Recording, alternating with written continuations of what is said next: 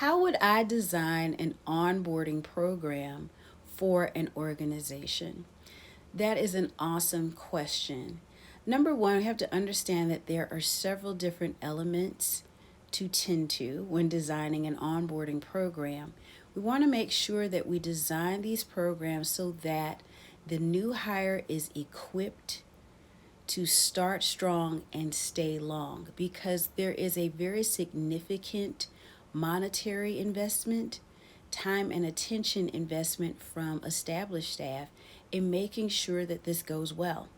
All right, everything from advertising for the position to interviewing to getting them onboarded, right?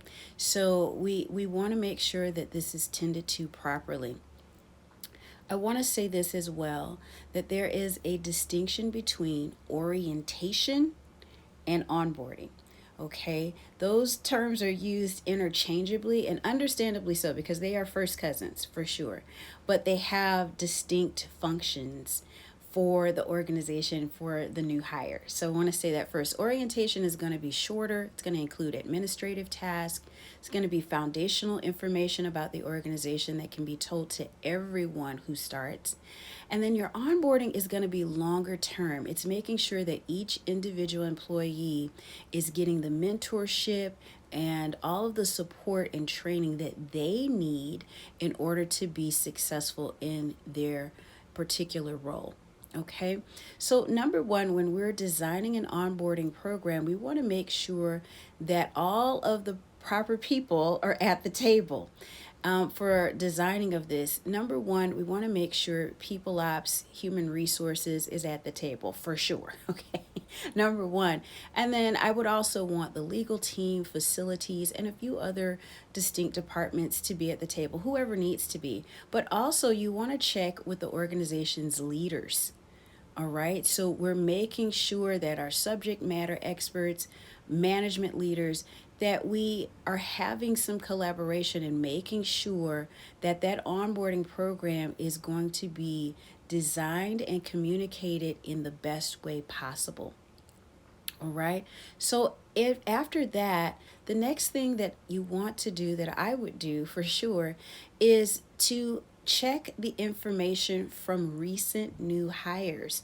So if there's not already a survey in place that new hires are taking after they go through orientation or as they're going through their probationary period, whatever, what have you, then that needs to be established, okay? Because we need to find out from the people who are participating how effective the program is in its current state. If there's an onboarding program at all, we need to know what's working well, what's not working well.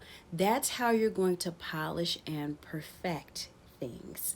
All right, and it's going to go through, of course, iterations as you get this feedback. So it's not like you put together an onboarding program and it just stays in place forever and always. It's going to change because the organization as a whole is going to change, right? And we're going to be getting different feedback from our leadership, from our different respective departments, and so we're going to change it and develop it as we go.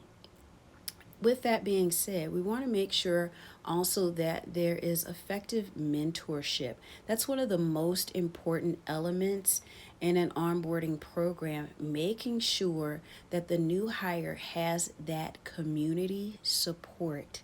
All right. And you want to make sure whoever that mentor is in each department or mentors, that they receive support and training as to how to effectively support this new person on their team and in their department.